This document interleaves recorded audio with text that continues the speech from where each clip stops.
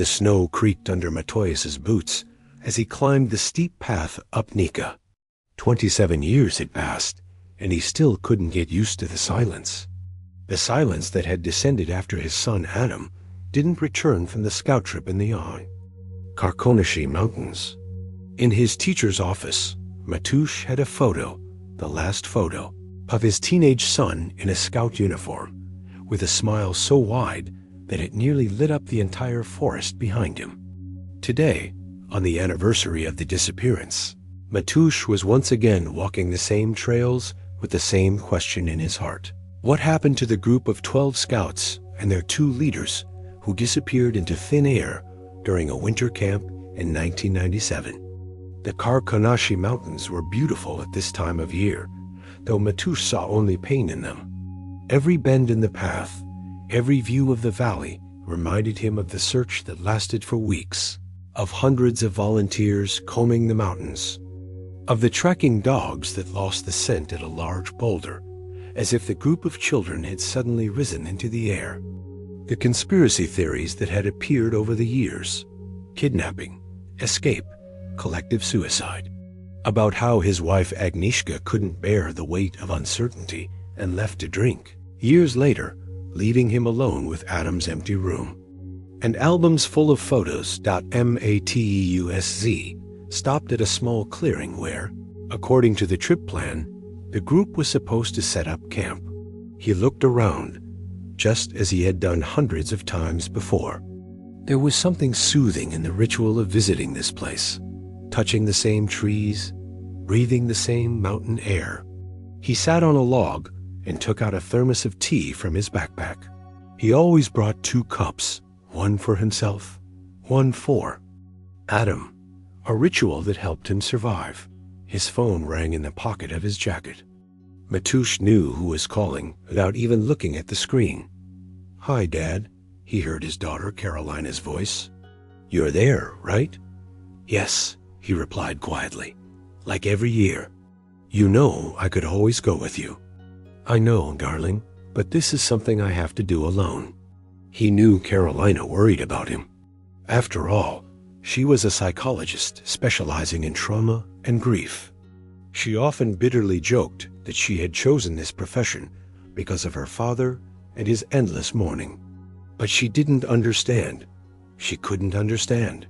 She was only 5 years old when Adam disappeared. Her memories of her brother were vague, fragmented. For Matusz, they were sharp as a razor. After the call ended, Matusz put the phone away and stood up. He intended to walk a bit further to the place where the last trace of the group had been found, the backpack of one of the leaders, Marek Winiewski. The backpack was untouched, with provisions and a first aid kit inside, as if Marek had set it down for a moment and planned to return for it. The path wound through the forest. Matusz knew it by heart. He could walk it with his eyes closed, but this time something was different. The snow that had fallen the night before had changed the familiar landscape. Matusz walked cautiously, supporting himself with his trekking pole, when suddenly he felt the ground give way beneath his feet. He didn't have time to react. The earth opened up beneath him, and he plunged downward into darkness. The fall was short but painful. Matusz landed on something hard that broke under his weight. For a moment, he lay stunned, trying to catch his breath.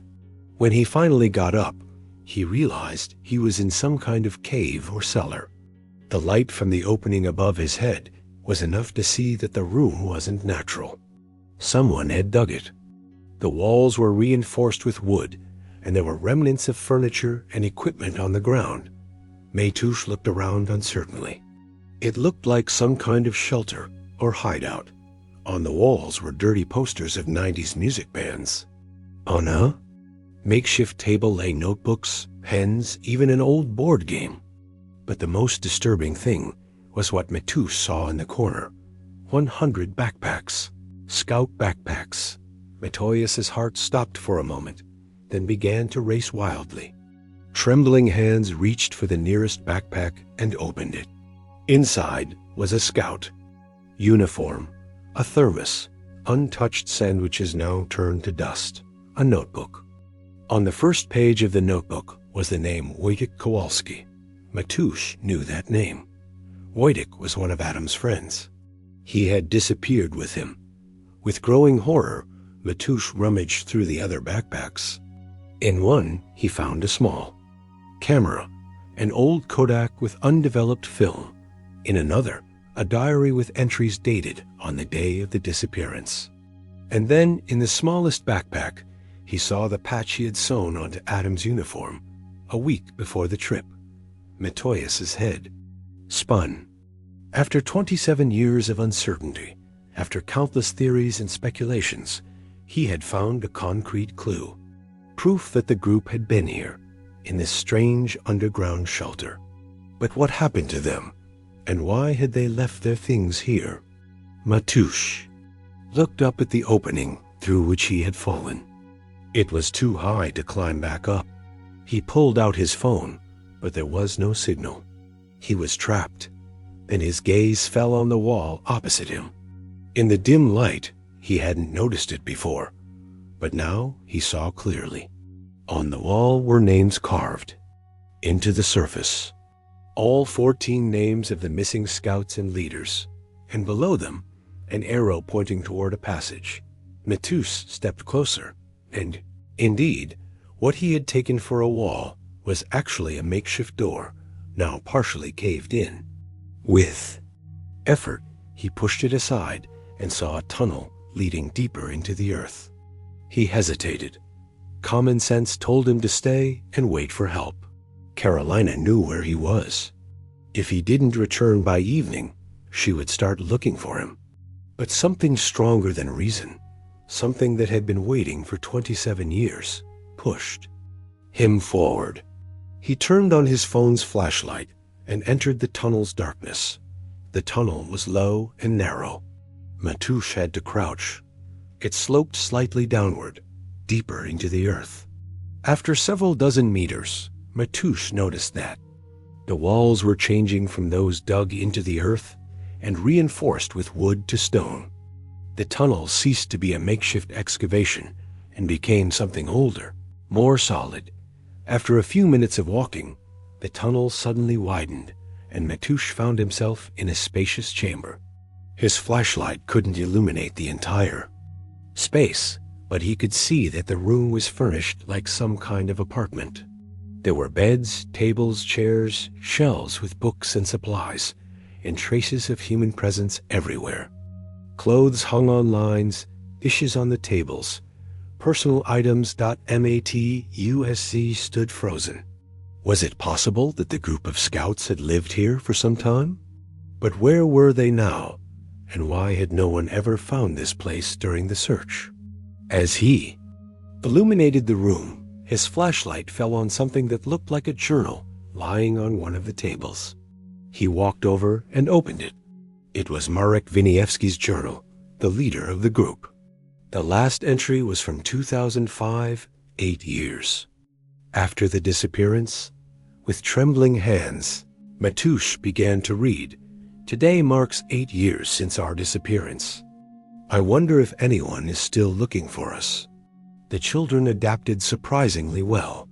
Adam and Zozia even started talking about starting a family, which sparked a discussion among us adults. Is it ethical to bring children to such a place? But, on the other hand, can we deny them a normal life? I know I should have taken the group out of here years ago, but the fear was stronger. The fear of what the king would do to us if he found out we had seen his operation. And now it's probably too late. Matusz had to stop reading. Adam had been alive at least until 2005, and who was the mysterious king?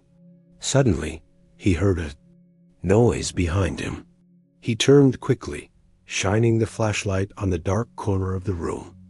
In the light, there stood a woman. She looked to be around 40 years old, with long gray hair and a face covered in scars.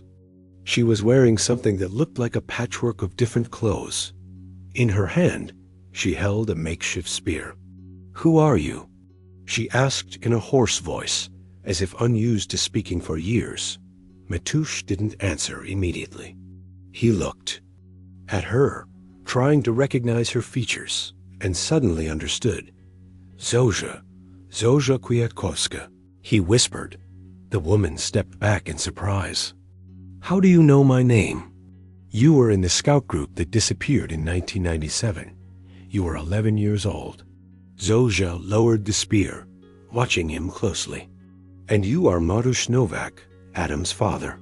Her eyes widened with astonishment, and then they filled with tears. Mr. Novak, it's really you. Adam always said that his father would find us. He always believed it. Where is he? Asked Matoush, feeling his heart race in his chest. Where is Adam?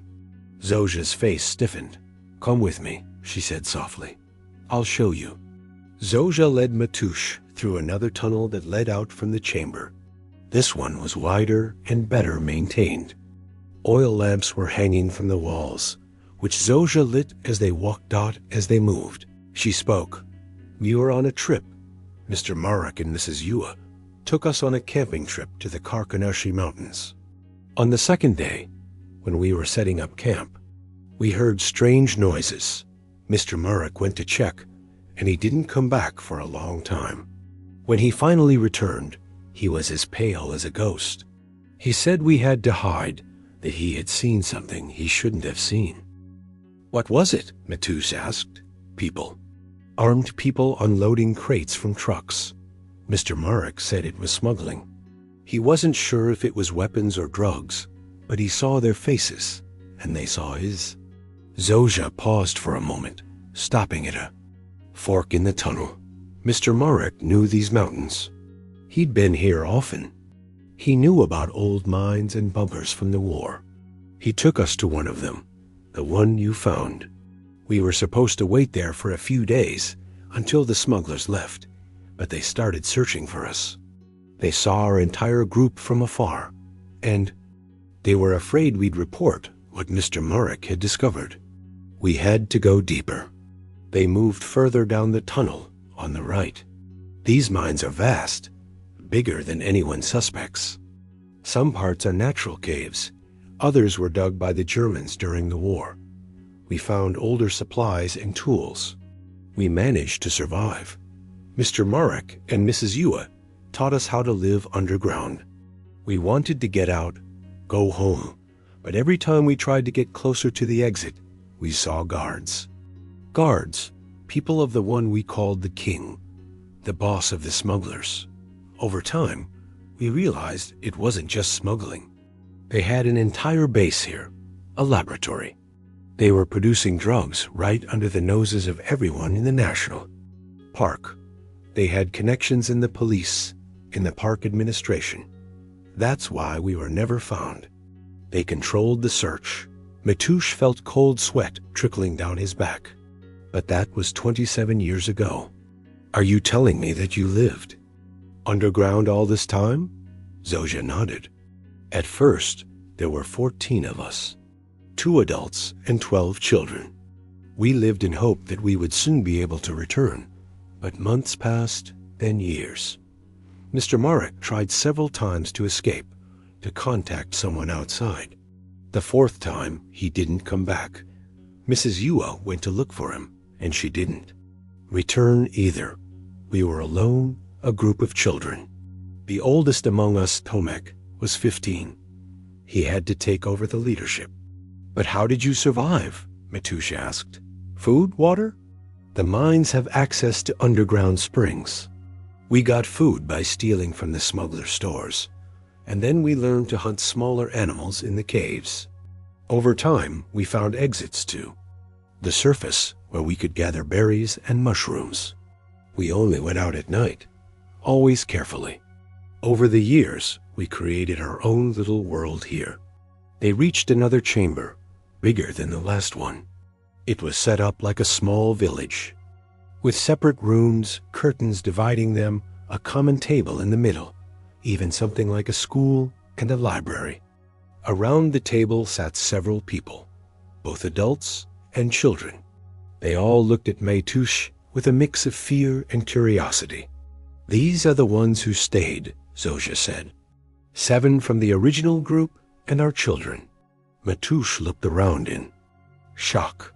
He saw adult men and women, faces he could barely recognize from photos taken years ago, and children, maybe 10 of them, ranging from a few to several years old.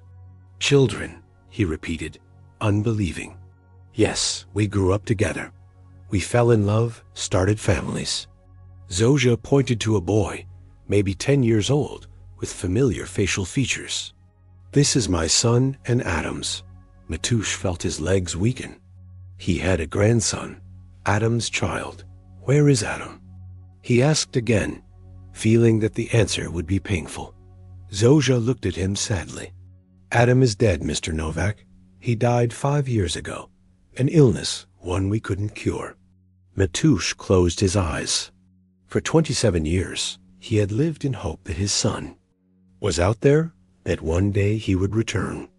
And now he learned that Adam had lived, grown up, become a father, and died so close, yet so far away.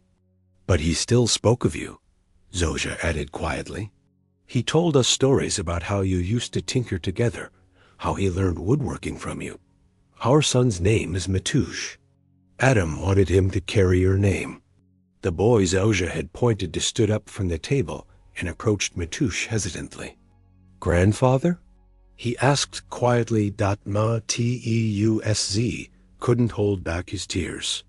He knelt and embraced the boy, his grandson, whose existence he hadn't suspected just an hour ago. Why didn't you ever try to escape? Matush asked, once his emotions had calmed down a bit.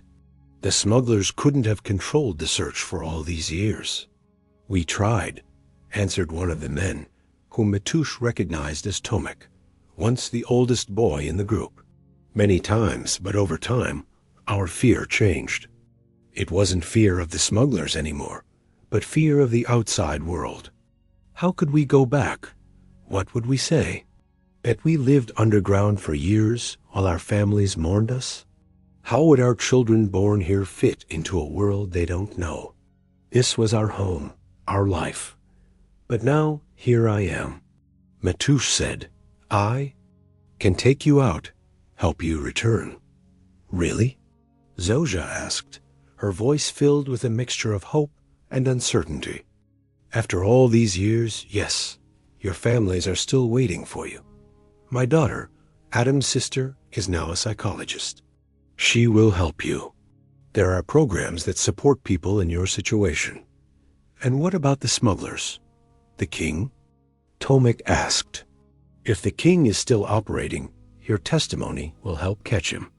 But honestly, I doubt he's still running operations in the same place after all these years.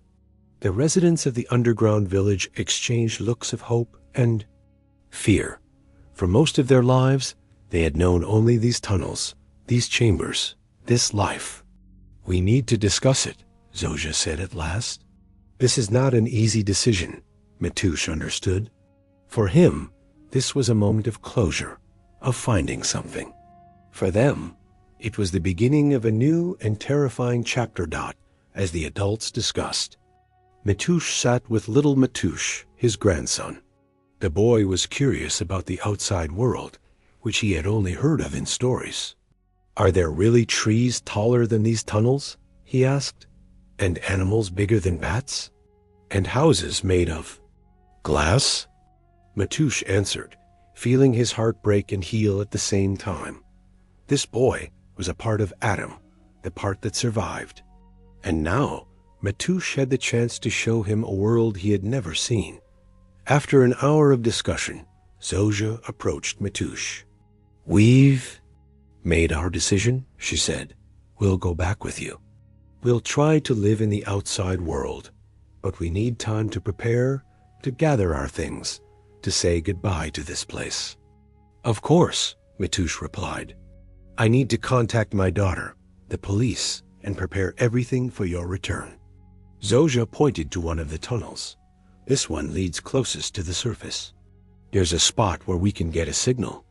Sometimes, when we're near the exit, we can pick up a signal. We can go there. Matusz followed Zosha through the narrow tunnel, which sloped gently upward. After a few minutes of walking, they reached a small niche in the wall where Zosha stopped and pulled out an old, battered cell phone. "We found it a few years ago near one of the exits," she explained. "A tourist must have lost it. We charge it using a small generator that Wojtek built. We've even managed to get a signal a few times, though we never dared to call anyone." Matusz took out his phone. To his surprise, he had 1 bar of signal. With trembling fingers, he dialed Carolina's number. "Dad," he heard after a few rings. "Where are you? You were supposed to be back by now." "Carolina," he said, trying to control his voice, "I found them. I found Adam." There was a silence. Then he heard his daughter gasp. "Dad, what are you talking about?" "The group of scouts that disappeared. They'd been living here all this time underground. Adam is dead, but he has a son. I have a grandson." "Carolina, Dad, where exactly are you?" Carolina's voice was now professional and calm. "Do you need help?" "I'm in the Karkonosze mountains, in the tunnel system beneath the park. I need you to contact the police, but not the regular police. We need specialists for situations like this, and psychologists. There are 7 adults here who disappeared 27 years ago as children, and 10 children born underground." "I'll call the right people," Carolina reassured him. "We'll be there as soon as possible. Give me the exact coordinates." Matusz looked around helplessly, but Zosha was already pulling out a yellowed map of the park. "We're here," she said, pointing to a spot. "The closest exit to the surface is a few hundred meters from here, on the eastern slope." Matusz relayed this information to Carolina, who promised to organize help within a few hours. When he finished the call, he looked at Zosha. "And now? Now we go back to the others," she said. "We need to prepare, and I have something to show you. Something Adam wanted you to see if you ever found us." They returned to the main chamber, where Zosha led Matusz to a small niche that served as her home. From a small chest, she took out a worn notebook. "This is Adam's journal," she said, handing it to Matusz. "He wrote it over the years, for you." Matusz opened the notebook and saw his son's handwriting. At first childish, uneven, but gradually growing more mature. On the first page was the date, February 15th, 1997, days after the disappearance, and the words, "Dear Dad, I don't know if you'll ever read this, but I have to write. Mr. Marek says we'll be going home soon, but just in case, I'm writing down everything that happens, just in case." Matusz closed his eyes, pressing the journal to his chest. After all these years of uncertainty, he finally had answers. He knew what had happened to his son. He knew Adam had survived, grown up, found love, become a father, and though he could no longer hug him, he had his words and his son's child. Them, on the surface, mechanisms had already begun working to bring these people back into the world. The police, psychologists, the media, everyone was preparing for the return of the missing, for the biggest sensation in the history of the Polish Karkonosze mountains. But here, in the silence of the underground chamber, Matusz held his grandson in his arms and read his son's words. For the first time in 27 years, he felt his heart was whole.